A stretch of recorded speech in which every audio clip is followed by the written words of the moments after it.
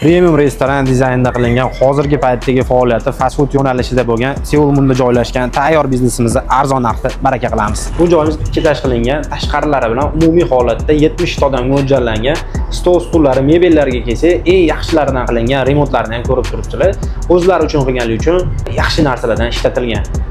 Udovsalarga kelsa, vidshoy sistemalari, kamerasi, konditsionerlari, hamma narsalari joy-joyiga qo'yib qo'yilgan. Kelib shunday yurgizib ish boshlasanglar bo'ldi.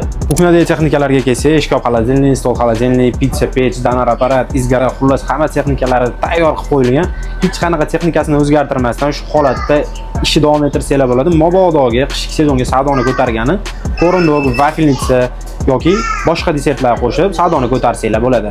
Lokatsiya zo'r joyda joylashgan, shunday fontanning yonida odam gavjum joy, tashqarida joylarigacha bor.